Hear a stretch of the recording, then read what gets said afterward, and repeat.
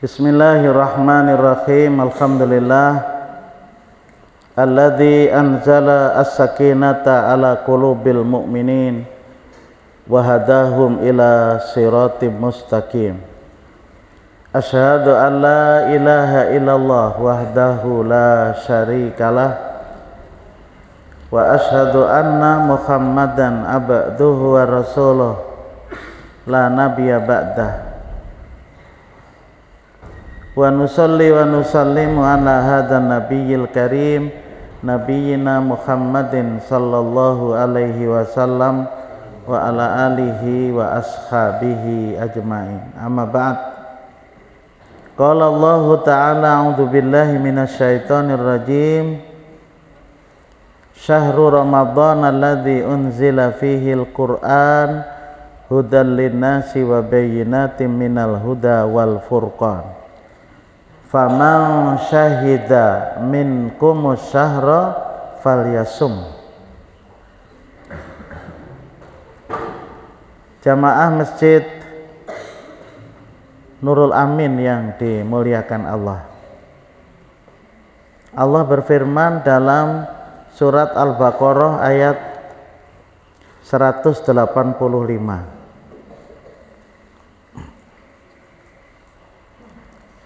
Bulan Ramadan, syahrul Ramadan. Jadi bulan Komariah, bulan yang berdasarkan peredaran bulan itu disebut dengan bulan Komariah. Kalau berdasarkan peredaran matahari namanya kalender Masehi. Kalender Masehi. Syahrul Ramadan, nama-nama bulan Komariah ini sebelum Rasulullah lahir itu sudah ada. Jadi sudah ada nama-nama bulan. Sejak tempo dulu itu sudah ada. Peredaran bulan itu 1 tahun itu 360 berapa? 300 enggak untuk bulan 360 hari. Hah? Kalau matahari 300 setahun berapa peredaran matahari? Gak pernah ngukur. Kalau tidak salah matahari 365 setahun. 365. Ini tahun ini Februari ini kabisat. Biar ini aja. Hah? Oh iya Pak. Nah, yang mana yang ini? Yang mana? Yang mana yang ini?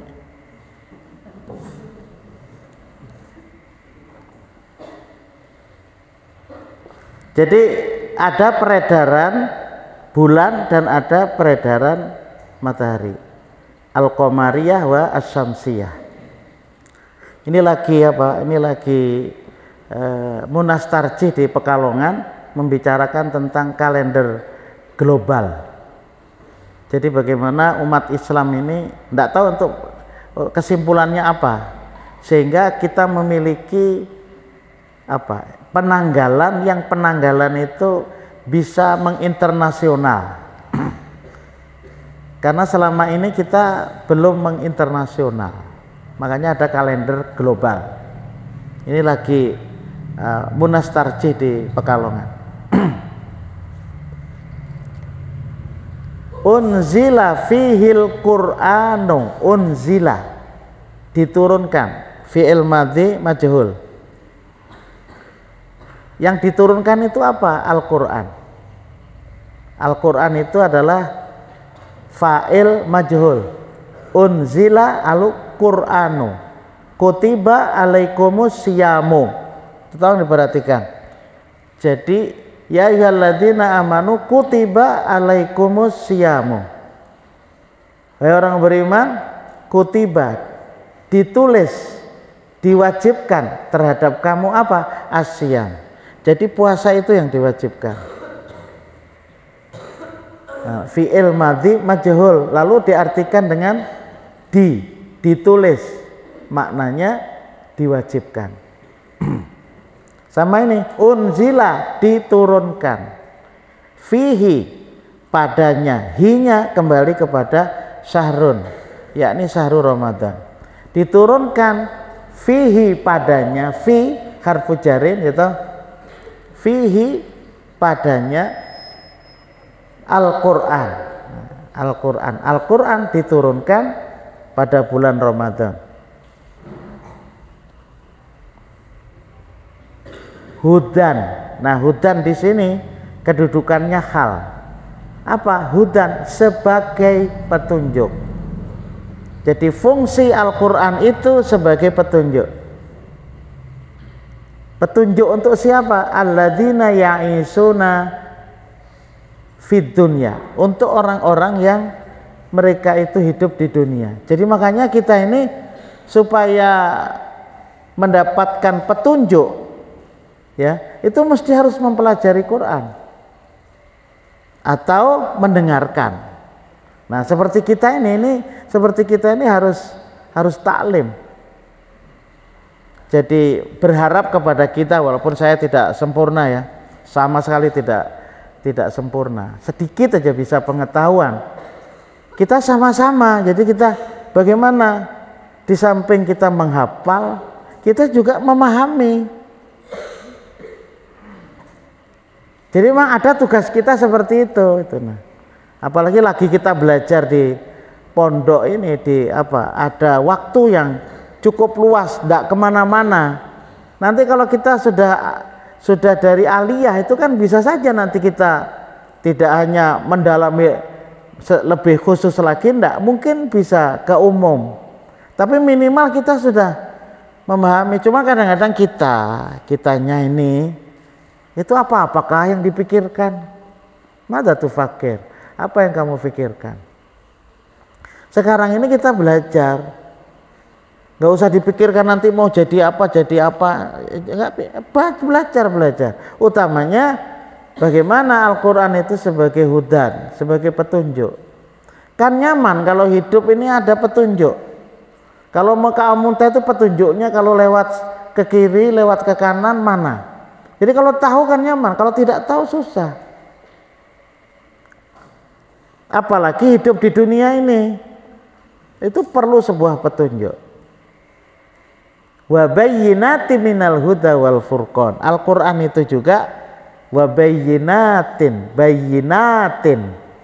jamak dari bayyinah, wa bayyinatin, jamak daripada bayyinah. Mestinya bayyinatan, bayyinat, tapi karena jamak bayyinatin minal huda, penjelasan dari petunjuk. Jadi petunjuk itu ada penjelasannya, apakah itu di Al-Quran petunjuknya ataupun dari Rasulullah. Nah, lagi-lagi kita juga harus membuka terhadap hadis Rasulullah, begitu loh. Wal furqan, Al-Quran itu menerangkan tentang pembeda, ini loh yang baik, ini yang tidak baik. Karena ada kecenderungan manusia ini untuk tidak baik. Ingat nih, jadi ada kecenderungan di dalam jiwa, di dalam badan kita ini kan ada an-nafsu, pertama al-aqlu, akal, yang kedua adalah an-nafsu, kehendak. Biasanya orang mengartikan nafsu, padahal nafsu itu ya kehendak.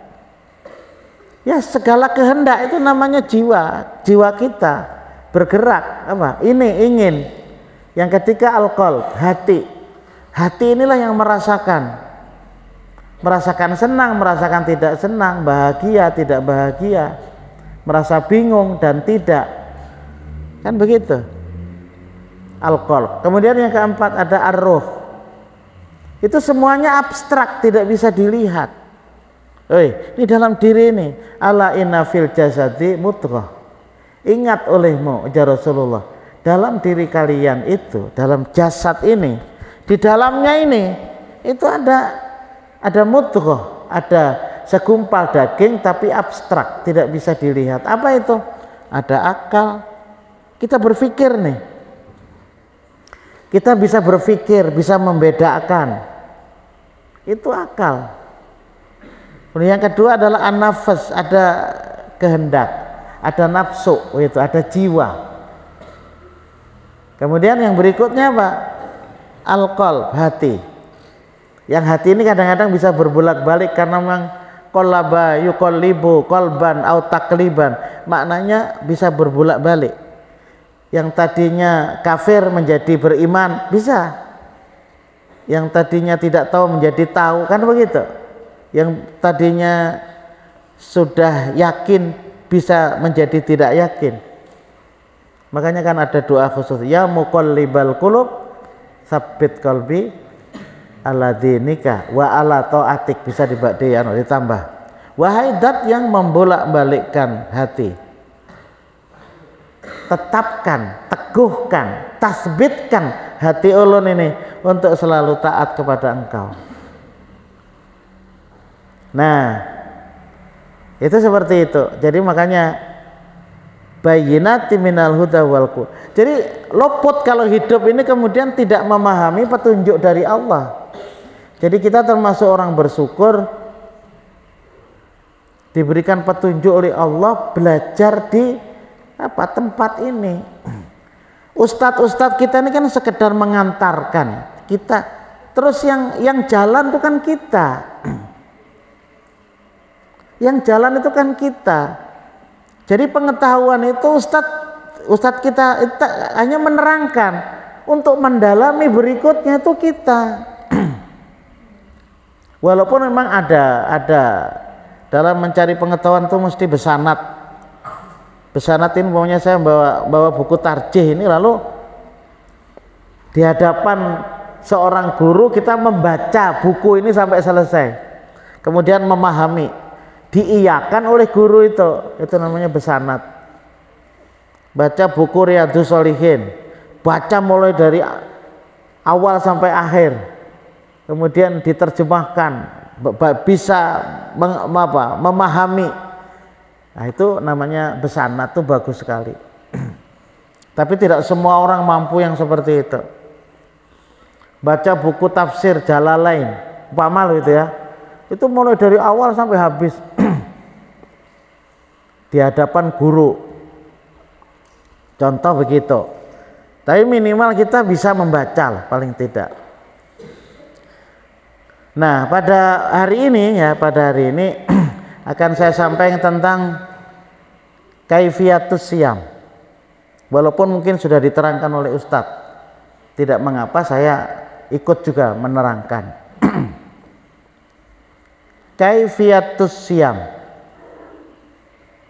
cara di dalam berpuasa menurut Himpunan Putusan Tarjih. Nah, yang akan saya ini diawali dulu tentang asyam ini adalah ayat Quran yang saya baca dalam imam tadi. Itu tuh dasar kita berpuasa itu ya dalam surat Al-Baqarah 183, 184, 185, ikut juga 186 dan 187. Ya, kira-kira kalau umpamanya menghafal surat Al-Baqarah juz 1 itu pasti terbaca itu. Ya, yakni kewajiban untuk melaksanakan Ramadan. Saya alhamdulillah sebagai sering menyampaikan ke dakwah ke masjid-masjid, karena kita menghadapi bulan Ramadan, kita memberikan semangat kepada jamaah. Mungkin ustadz yang lain juga memberikan semangat juga. Supaya apa? Supaya nanti di dalam melaksanakan ibadah bulan Ramadan ini tentu benar, apalagi kita sebagai seorang warga Muhammadiyah, bagaimana petunjuknya gitu dalam beribadah. Karena memang ada juga ya tuntunan-tuntunan yang bukan dari Muhammadiyah, ada macam-macam gitu. Kalau dari kalangan Nahdlatul Ulama atau kaum tua itu ada bukunya, ada buku kunci ibadah, itu ada yang dibaca oleh masyarakat. Seperti malam ini umpamanya ada apa? Ada nisfu Sa'ban dengan amalan-amalan yang mereka lakukan karena mereka punya bukunya. Kita pun tidak melakukan. Kenapa? Karena memang nanti perlu juga kalian pelajari, karena amalan-amalan nisfu Sa'ban termasuk puasa Sa'ban 15 besok sehari itu terjadi 500 tahun sesudah Rasulullah wafat. Sehingga hadis-hadis yang menerangkan tentang nisfu Sa'ban itu hampir semuanya maudhu, palsu. Walaupun ada juga yang sahih, itu pun hubungannya dengan kalau kita mau beramal. Jadi kita beramal memang dalam nisfu Sa'ban, tapi amalan itu ya seperti biasanya, baca Quran, sholat tahajud, seperti itu.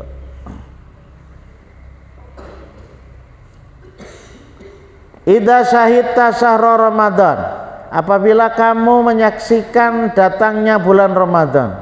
Idza syahidta, idza apabila ketemu dengan fi'il madi, syahida ketemu dengan ta, lalu syahidta, itu tuh. Syahidta, syahida, syahida, syahidu, terus syahidta, syahid tuma, syahid tum. Kalau kamu syahidta, kalau kamu berdua menyaksikan syahid tuma, kalau kamu banyak syahid tum, kan gitu. Kalau ana syahid tu, aku menyaksikan. Kalau kami lebih dari satu, syahidna. Itu fungsi sorof itu kan di situ. Nah, jadi idza syahidta syahro itu maf'ul, syahro ramadhana itu mabni ramadhana, syahro ramadhana karena nama-nama yang sudah mabni, sudah tetap. Tapi nanti kalau dicari padanannya, wazannya juga ada dari kata ar-romdo. Romdo artinya membakar, romdo artinya membakar, bulan yang membakar. Dulu kan tidak ada Ramadan itu diperintahkan untuk melaksanakan puasa. Waktu Rasulullah menerima ayat Al-Quran pertama kali di Gua Hira, itu Rasulullah belum puasa Ramadan. Sebagian ulama mengatakan ada sih Rasulullah puasa yang dilakukan oleh nabi-nabi terdahulu. Makanya dalam Quran kan ya ayyuhalladzina amanu kutiba alaikumus siyam kama kutiba alal ladzina min qablikum. Jadi puasa ini juga pernah sebagaimana Allah mewajibkan juga kepada orang-orang sebelummu. Jadi Rasulullah itu juga melaksanakan puasa para nabi terdahulu. Termasuk diantaranya adalah puasa 3 hari di pertengahan bulan. Nah, kita anjurkanlah setiap bulan Sa'ban menghidupkan untuk puasa-puasa sunat. Karena Rasulullah itu di bulan Sa'ban itu sangat banyak menghidupkan bulan ini dengan melaksanakan puasa. Rasulullah ingin dengan puasa ini lalu amal itu diangkat menuju kepada Allah dalam keadaan puasa. Ya, kita ini yang ingin mendekatkan diri kepada Allah, tentu tidak hanya yang wajib yang kita lakukan. Bukan hanya yang wajib. Kalau ingin dekat dengan Allah, itu mesti harus menginjak kepada yang sunnah. Bukan hanya sholat wajib saja. Jadi kita sudah mulai untuk melangkah Nah, yaitu masing-masing, karena Islam itu masing-masing. Di samping ada pekerjaan bersama untuk dekat dengan Allah, itu tidak cukup hanya dengan yang wajib saja, tapi perlu juga menghidupkan yang sunnah. Pernah ada seorang penceramah mengatakan, ibarat makan yang lengkap itu ada nasinya, ada gangannya, ada iwaknya, ada sambalnya, ada kerupuknya. Oh, itu seperti itu, lengkap. Kalau orang itu hanya makan nasi saja, tidak ada tambahan-tambahannya, ya nyaman, karena ada tambahannya, nasi warak. Nah, kalau ingin supaya nyaman harus ada tambahannya itu. Demikian juga dalam hidup ini, itu tidak cukup hanya sholat wajib, cukup juga sih, tapi masih nutrisi hati itu masih belum cukup. Nutrisi hati, apa nutrisi itu ya? Hal-hal yang diperlukan oleh hati itu masih tidak cukup. Jadi untuk lebih nyaman itu mesti harus menghidupkan sholat sunat. Jadi memang ya dipaksa gitu. Nah, wong kita ingin senang kok, ingin as-sa'adah, ingin bahagia dalam hati ini, kan kita ingin senang. Apalagi tadi menghadapi nafsu tadi itu, ada manusia itu memang kecenderungan untuk tidak baik, ada. Dan itu diucapkan oleh Nabi Yusuf dalam surat Yusuf, wa ma ubarri'u nafsi inna nafsa la ammaratum bisu. Ujar Nabi Yusuf, aku bersumpah tidak akan membiarkan nafsuku. Nah, kita tidak bisa membiarkan nafsu ini. Nah, nafsu ini harus dikendalikan. Harus ibarat berkuda itu harus diatur kudanya itu. Jiwa itu juga begitu. Karena apa? Karena jiwa itu ada kecenderungan untuk jahat. Jadi kalau ada dua piring, yang satu ampun seorang, yang satu ampun kawan. Itu kalau kita tidak bisa mengendalikan jiwa kita, ya, nafsu kita, itu pasti akan melirik ke ke piring yang satu. Akan melirik ke situ. Lalu umpamanya dua, diambil satu aja. Kenapa? Karena memang kita kadangkala tidak mampu mengendalikan. Ampun kawan, ambil juga teh. Sama seperti kita subuh ini. Padahal sholat subuh itu sholat yang paling mulia. Apalagi kalau sebelumnya kita sholat tahajud, mulia lagi. Iya. Tapi kecenderungan kita kadang-kadang antara tidur dengan melaksanakan sholat. Tinggal pilih itu, apakah tidur ataukah sholat. Itulah jiwa kita.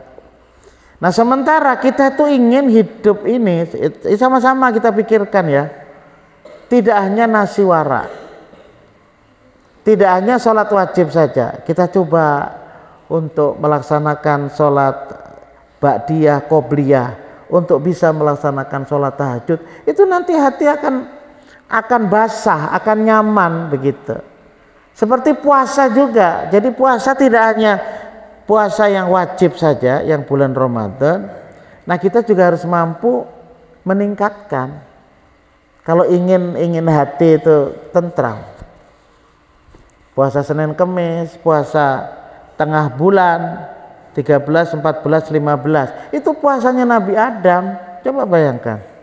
Nabi Adam itu melaksanakan puasa tiga hari di pertengahan bulan, 13, 14, 15. Dalam satu riwayat, Nabi Adam itu pernah terkena sengatan matahari sampai badannya itu hitam.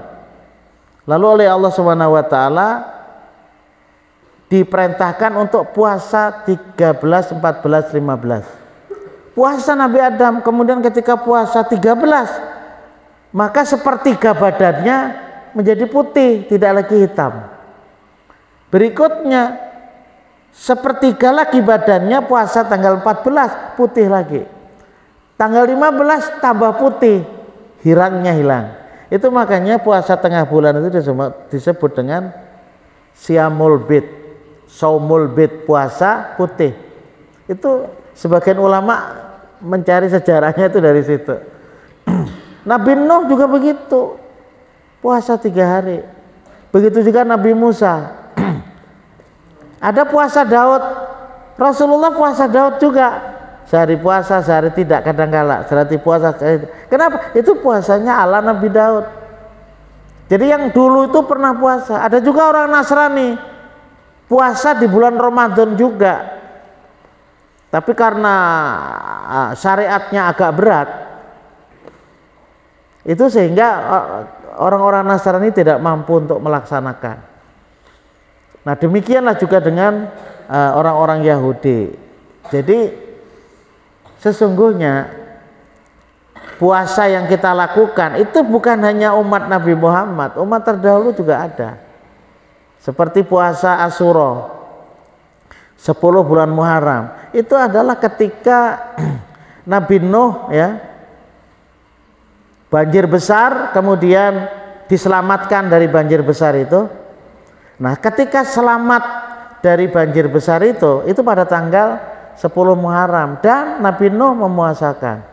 Begitu juga ketika Nabi Musa selamat di tepi dari kejaran Fir'aun, kemudian Fir'aunnya tenggelam di Laut Merah, itu juga Nabi Musa alaihissalam melaksanakan puasa. Puasa apa? Puasa Asyura. Asyura dari kata asroh, 10 Muharram. Nah, Rasulullah juga memuasakan. Kita pun juga dianjurkan memuasakan. Jadi setelah ada kewajiban puasa Ramadan, yang tadinya 3 hari itu selalu dikerjakan Nabi, puasa Muharram yang 10 hari ke-10 itu dikerjakan Nabi, kemudian Rasulullah tidak mewajibkan, itu begitu. Tapi kita tetap juga dianjurkan untuk melakukan. Kenapa? Karena memang kita ini ingin dekat dengan Allah. Jadi tidak cukup dengan yang nasi warak tadi ya, nasi saja, atau tidak cukup hanya sholat 5 waktu. Jadi perlu gitu. Dan itu tidak memakan waktu. Kalau memakan waktu enggak. Sholat tahajud mamanya sebelum subuh itu paling-paling setengah jam selesai. Kalau ayatnya agak panjang ya jam 4 lah bangun. Dan itu tergantung kita. Jadi jangan kita lalu mengatakan Pak masih anom nih. Enggak. Justru waktu muda seperti kita, ketika kita ini tahu jalan untuk ke sana, itu tidak mau kita tidak mengendalikan terhadap nafsu kita itu. Jadi kita mampu untuk mengendalikan. Kembali. Biru'yatil hilal, bisa melihat hilal. Memang dalam hadis itu ada. Au syahadati adlin, atau saksi dari orang yang adil. Orang adil itu artinya orang yang tidak terkenal kejahatannya. Itu disebut dengan adil. Jadi kalau orang itu kejahatannya itu terkenal, itu bisa tidak disebut dengan adil. Betul saja ketika dia berbuat kemaksiatan kemudian dia bertaubat, itu bisa menjadi baik. Tetapi dibanding dengan orang yang tidak berbuat kemaksiatan, itu beda. Ibarat orang kena lading lalu luka, itu biasanya ada kunat. Nah, ya bisa saja kunat ya, bekas luka itu lama-lama bisa hilang.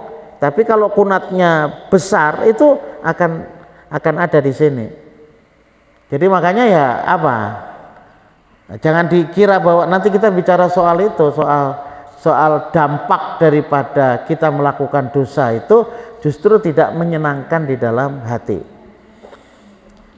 Au bistikmali Sya'ban salasina yauman inhuma, atau menyempurnakan bulan Sya'ban 30 hari apabila mendung. di Arab Saudi dibanding dengan kita di Indonesia itu beda. Karena di Arab Saudi itu lebih banyak orang itu melihat hilal itu karena ditunjang oleh apa? Oleh udara yang ada di atas, yang ada di langit. Itu tidak seperti di Indonesia. Di Indonesia itu hari-hari ada mendung, ada awan. Kalau di sana setahun itu hujan itu bisa dihitung. Bahkan hitungannya bisa dengan jari. Mungkin ya jari tangan dengan jari dengan jari kaki. Jadi tidak seperti kita. Pagi hujan, sore hujan pulang, malam hujan pulang. Esok panas, hujan pulang, kan begitu. Di sana enggak. Di sana enggak. Jadi makanya apalagi kadapati banyak pohon-pohonan juga. Nah, jadi makanya untuk melihat hilal itu tidak terlalu susah di sana. Tapi kadang-kadang bisa juga mendung. Biasanya orang melihat bulan itu pada akhir bulan tanggal 29. Itu begitu, tanggal 29 itu dilihat apakah hilal itu ada atau tidak. Lalu ada istilah lagi nanti kamu baca, ada imkanur ru'yah. Jadi orang-orang yang berpaham melihat bulan lalu ia gandeng juga dengan hisab. Hisab menghitung kapan adanya bulan itu sehingga mampu bisa dilihat, lalu dibatasi dengan imkanur ru'yah 3 derajat. Jadi ujar mereka kalau di bawah 3 derajat bulan itu tidak mungkin dilihat dengan mata. Itu katanya begitu. Gak mungkin, jadi harus di atas 3 derajat. Dulu pernah 2 derajat, diubah menjadi 3 derajat. Nanti kamu akan belajar, cuman saya hanya mengawali aja supaya kalian bisa memahami apa itu ru'yatul hilal, apa itu dengan menyempurnakan 30 hari ya, atau dengan imkanur ru'yah itu memungkinkan untuk meru'yah itu di atas 3 derajat.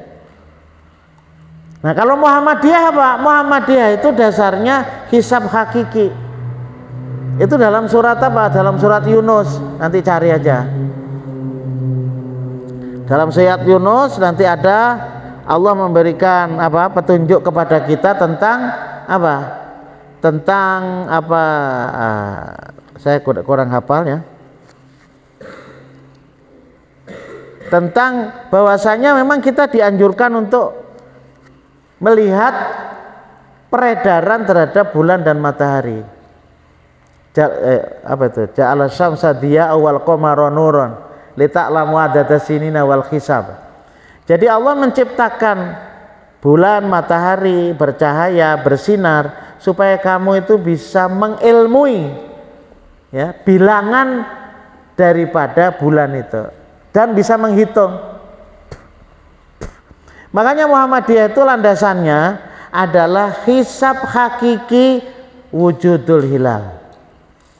Jadi tidak mesti harus melihat bulan. Karena dalam Al-Quran itu faman syahida minkumus syahra. Siapa yang menyaksikan. Nah, tarjih memahami menyaksikan itu bisa dengan mata, menyaksikan itu bil ilmi dengan ilmu pengetahuan.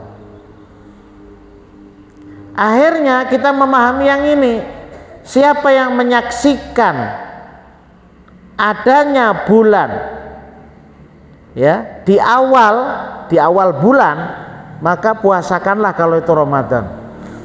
Kalau itu Syawal maka berbukalah. Itulah sebabnya tanggal 10 Maret hari Ahad itu ternyata kalau dihitung dari perhitungan bulan sudah wujud, bukan nampak, ndak wujud, ada, cuman tingginya 0,56, ada 0,46, ada juga. Berarti bulan itu wujud, ada, gitu loh ya. Berarti hari Ahad tanggal 10 Maret itu bulan itu sudah wujud, ada. Tetapi memang tidak bisa dilihat dengan mata. Bagi orang yang berpaham ru'yatul hilal, dia nggak mau besok itu puasa. Tapi karena kita tuh berpaham bahwa bulan itu sudah wujud, itu berarti bahwa besok kita puasakan. Itu begitu pemahamannya. Jadi makanya untuk tahun ini Muhammadiyah itu mempunyai pengetahuan hisab hakiki, ya, hisab hakiki wujudul hilal. Jadi benar-benar menghitung.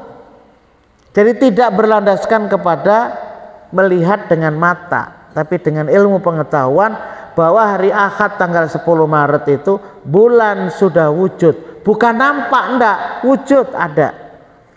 Kalau bulannya itu ada, ya harus dipuasakan dong. Dengan cara ilmu pengetahuan. Lalu kadang-kadang yang bertanya ada, bisalah Pak Kadeda. Jadi setelah dihitung, ya, setelah dihitung hari Ahad itu ada bulannya wujud. Lalu ada yang bertanya, bisalah Pak bulannya itu tidak ada atau tidak timbul, tidak wujud. Nah, itu pertanyaan seperti itu pertanyaan orang yang tidak punya pengetahuan. Karena apa? Karena bulan dan matahari itu sifatnya tetap, nggak berubah. Jadi waqtilafil laili wan nahar la ayatil ulil albab.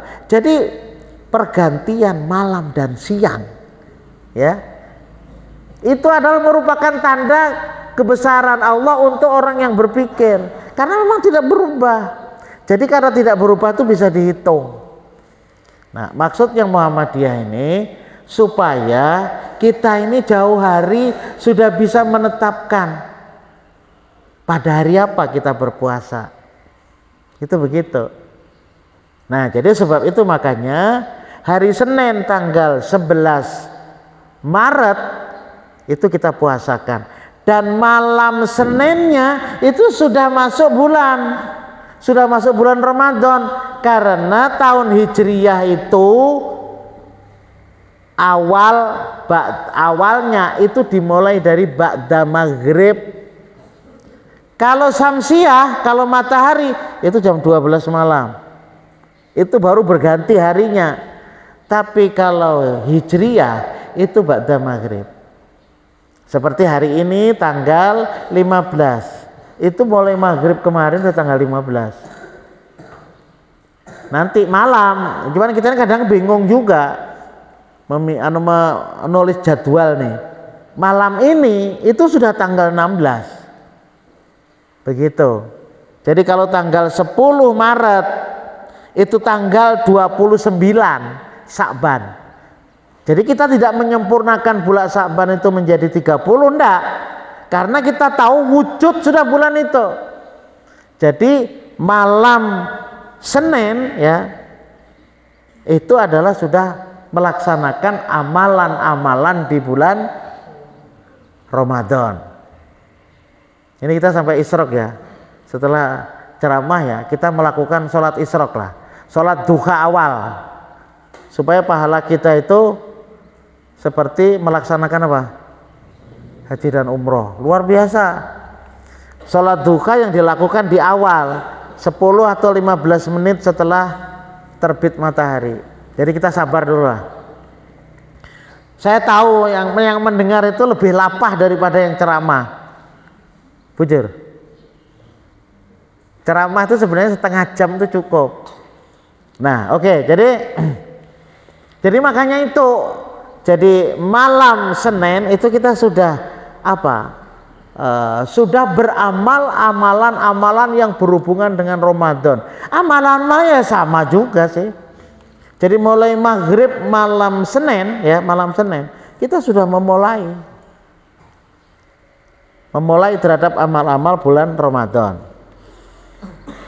Itu begitu, ya. Fasum mukhlisan niyataka lillahi ta'ala, maka puasalah kamu dalam keadaan ikhlas niatmu karena Allah Ta'ala. Segala amal perbuatan yang kita lakukan itu mestilah untuk mengharap ridho dari Allah. Itu mesti. Saya puasa karena melaksanakan perintah Allah, saya belajar karena saya melaksanakan perintah Allah, itu begitu. Kalau bisa itu bukan seperti itu nah. Wa ajmi siyama qoblal fajr, maka hendaklah mengumpulkan niat puasa itu sebelum fajar. Jadi kalau bisa, bukan bisa lagi, setiap malam kita niat untuk melaksanakan puasa Ramadan besok. Kalau bubuhan kaum tua, kalau kita ini kan disebut kaum muda katanya. Padahal sebenarnya yang kaum tua itu kita. Karena apa? Karena kita itu kembali kepada sunnah Rasul. Nah, bubuhannya itu mestinya kaum muda, karena amalan-amalan itu terbelakang pada Rasul.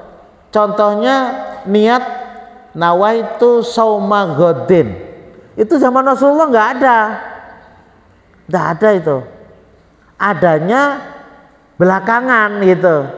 Mestinya adanya belakangan itu kaum muda, mana yang ia melaksanakan seperti Rasulullah. Niat itu hanya al-qasdu ila syai', an-niyatu hiya al-qasdu ila syai', niat itu adalah maksud hati. Jadi kalau malam Senin tanggal 10 ke 11 ya toh, itu kalau maghrib kita sudah ada dalam hati aku besok puasa, itu iya sudah. Jadi tidak perlu dengan waktu khusus, dengan bacaan khusus, gak perlu. Sama seperti kita sembahyang, begitu kita berdiri itu sudah ada dalam hati bahwa aku ini sholat apa. Walaupun sebelum berangkat sudah ada niatnya, aku hendak ke masjid, aku ini hendak ke masjid dalam hati untuk sholat subuh. Kalau ditanya orang, oh ya hendak kemana? Hendak sembahyang subuh, hendak sholat subuh. Nah, sudah ada niat itu. Tapi ketika kita berdiri, ada perlu tajdidun niat, ada memperbaharui niat. So ketika datang bisa jadi kita sholat tahiyatul masjid, tidak langsung subuh kan, seperti saya tadi, maaf, kemudian saya datang karena belum tahiyatul masjid, saya tahiyatul masjid, niat tahiyatul masjid juga. Setelah itu qobliyah subuh, kita ingin supaya tidak hanya makan nasi aja gitu. Jadi anak gangannya kan tenyaman sedikit bang, kan begitu. Kemudian sholat qobliyah, nah, baru kemudian sholat subuh, taklim pula, taklim isyraq pula gitu. Nah kan jadi luar biasa nilainya di sisi Allah SWT. Jadi memang kita harus punya waktu yang seperti itu. Nah jadi wa ajmi syama qoblal fajar, ada sih yang mengatakan niat itu cukup pada malam pertama, tapi niatnya untuk puasa sebulanan. Aku niat puasa wajib, kalau dibahasakan ya, aku niat puasa wajib Ramadan sebulan penuh, sehingga ia tidak mengherani lagi untuk setiap harinya. Tapi kan kita nggak susah juga, untuk niat itu seperti itu. Memang tidak ada tuntunannya. Makanya kadang-kadang lalu kita mengatakan bahwa itu adalah bid'ah, sesuatu yang tidak ada contoh dari Nabi Rasulullah SAW, itu resikonya adalah sesat. Yang kita takuti itu, ya, bid'ah itu sesuatu baru yang tidak pernah dilakukan Rasulullah. Nah, resiko bid'ah itu, ingat, resiko bid'ah itu sesat. Kullu bid'atin dolalah. Yang kita takuti, wa kullu dolalatin finnar. Itu yang kita takuti, bahwa orang itu melakukan perbuatan bid'ah itu urusan orang. Kita nggak bisa juga ngomongnya ikam itu bid'ah. Orang puasa nisfu Sa'ban itu tidak ada contoh dari Rasulullah. Bid'ah itu sesat, kamu tahu lah. Sesat itu masuk neraka di hadapan orang. Lo kok sandal neraka tak kemohak. Ya jangan, itu urusan orang. Kecuali kalau diskusi, oke lah. Kalau diskusi lalu kita mencari dalil-dalil yang menguatkan. Nah, jadi memang harus dibedakan antara kita benci kepada kebid'ahan dengan kita tidak boleh benci dengan orangnya. Itu harus dibedakan. Jadi supaya kita ini tidak menjadi orang yang culun, tidak bisa bergaul. Bila ada orang yang berbeda dengan kita, nggak suka, nggak boleh kita. Terus, illa antakuni haidon, kecuali kamu dalam keadaan haid atau nafasa atau keluar darah karena melahirkan, fa'aftiri, maka berbukalah. Jadi nggak boleh memang puasa untuk orang yang datang bulan. Nah, datang bulan itu kan bebinian atau orang nifas karena melahirkan, fa'aftiri, maka berbukalah. Ini kesimpulan di tarjih ya. Nanti dalilnya ada di sini. Waqdihi, maka gantikan fi yaumin akhar, di hari yang lain. Jadi kalau umpamanya datang bulan 5 hari tidak puasa. Jangan senang, itu nanti diganti di hari yang lain.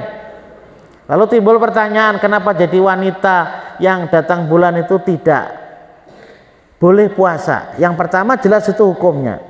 Ada seorang ahli kesehatan mengatakan bahwa wanita yang datang bulan atau nifas karena melahirkan itu keluar darahnya, maka ia badan seorang wanita itu bila keluar darah itu mesti akan terjadi perubahan-perubahan. Nah, itu diperlukan nutrisi, diperlukan makanan minuman yang bergizi. Jadi makanya saya harapkan kepada santriwati ketika datang bulan itu jangan tidak minum, jangan tidak makan. Ya, walaupun bulan puasa ini kalau bisa ya jangan makan di tengah orang banyak lah. Bepatak di almari umpamanya. Ya enggak lah, ya makan, minum. Asal jangan mengacari orang kayak itu aja. Nah, jadi kenapa? Karena diperlukan nutrisi. Kalau perlu yang biasanya tidak makan buah, itu ibu-ibu nih, jadi santriwati nih. Makannya agak banyak karena keluar darah. Jadi makanya Islam itu suatu hal yang luar biasa. Apalagi kalau setelah melahirkan. Nah, tidak boleh puasa. Wa in kunta maridan, jika kamu dalam keadaan sakit. Ini jamnya pas enggak? Oh, pas sama ya. Sedikit lagi. Isyraq. Jika kamu dalam keadaan sakit yang susah untuk puasa, berat puasa, ataupun bepergian ya. Rasanya berat ketika bepergian itu. Memang dahulu pada masa Rasulullah orang pergi umpamanya itu pakai unta ya, pakai kuda dalam keadaan panas ya. Itu kan berat. Kalau sekarang ya memang orang pakai taksi atau pakai apa, nggak terlalu berat. Tapi itu bukan menjadi soal. Kalau memang tidak ingin puasa boleh. Tapi ya itu tadi, sumakdihi, hendaklah engkau itu membayarinya fi ayamin akhar, di hari akhir, mutatabian au mutafarriqan, berturut-turut menggantinya itu ya. Kalau umpamanya datang bulan 5 hari itu berturut-turut, atau tidak berturut-turut juga boleh, mutafarriqan ya itu. Wa in syaqqa alaika saum, bila musyakkat, syakko itu bahasa kita juga sudah. Apabila susah, berat atas kamu untuk puasa karena tua. Jadi ada kayak kita yang sudah tua, tidak kuat berpuasa. Ada. Saya ini tua juga, umur 65 tahun. Tapi insya Allah kuat aja puasa. Boleh tidak puasa? Ya enggak boleh. Karena saya masih kuat. Kalau orang-orang tua sudah umur 90, ada yang sudah makan kada kekaruan. Nah itu apa? Kemudian ada juga yang maradhin muzminin, sakit tapi kronis, muzmin. Sakit kronis itu memang berumuran lah sakitnya itu.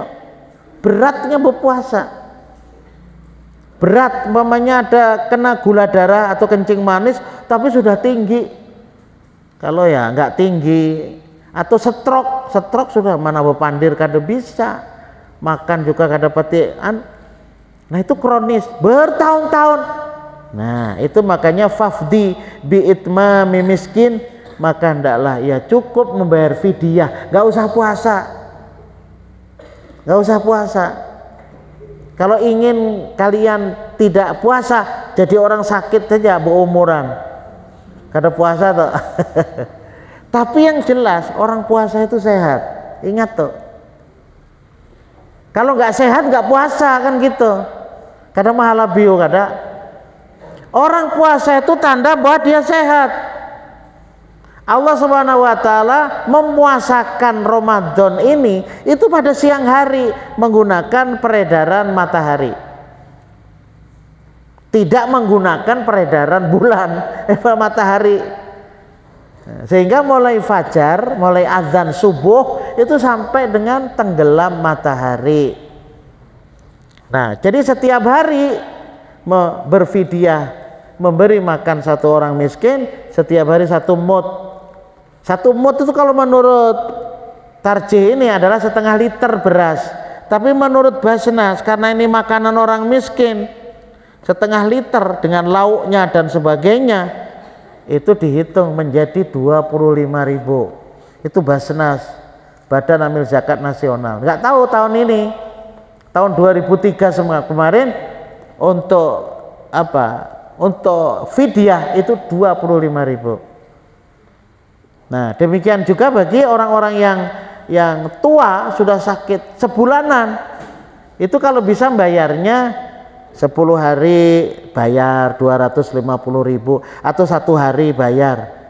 Kalau membayar sebelum itu terjadi perselisihan, jadi belum puasa bayar dah berdahulu, itu terjadi perselisihan pendapat. Tapi yang ianya sehari kada puasa bayar ke fakir miskin. Lebih baik fakir miskin yang kerabat atau kawan-kawan sehari-hari yang miskin. Nah, itu bisa dikasih tetangga. Tapi lebih baik adalah kerabat. Memberi itu yang paling baik kerabat. Mamarina kita yang sakit, dang sanak kita yang sakit, keponakan kita yang tidak mampu. Nah, itu lebih utama. Mamarina apa nenek. Nah, pokoknya yang dekat dengan kita tapi miskin itu lebih baik. Wakadha terakhir, wakadha li hamlin wa irdoin. Demikian juga menurut tarjih orang-orang yang hamil cukup membayar fidyah. Orang-orang yang menyusui cukup membayar fidyah. Kalau perempuan nifas tetapi menyusui itu cukup bayar fidyah. Tapi kalau nifas tidak menyusui atau anaknya meninggal, itu wajib dia mengganti di hari yang lain, tidak boleh puasa. Ini rinciannya begitu. Nah inilah yang bisa saya sampaikan, sebenarnya masih banyak. Saya tidak tahu, mudah-mudahan akad nanti kalau memang tidak ada memang ada 2 rencana, kalau tidak di Al-Amin mungkin di Mamar. Nanti akan saya lanjutkan nih kalau akad ini masih ada. Tampolo kita perlu juga memahami tentang kaifiatus siyam, bagaimana cara kita berpuasa menurut tuntunan tarjih Muhammadiyah, dan kalian bisa membaca sendiri di tarjih. Kalau bisa sih punya ya setiap kita itu tuntunan dalam beribadah, kita baca dalil-dalilnya. Kalau yang bagus otaknya ya dihafal. Nggih. Saya kira demikian yang bisa saya sampaikan pada hari ini.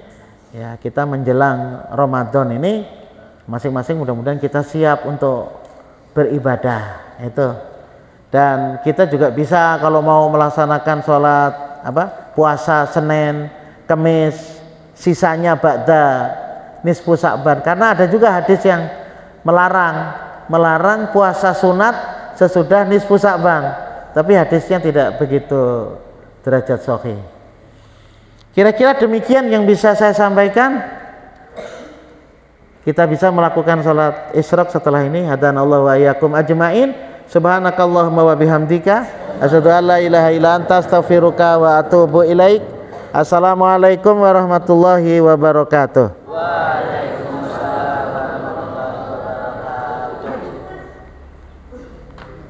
Ya, israk dulu. Mana namanya tadi nih?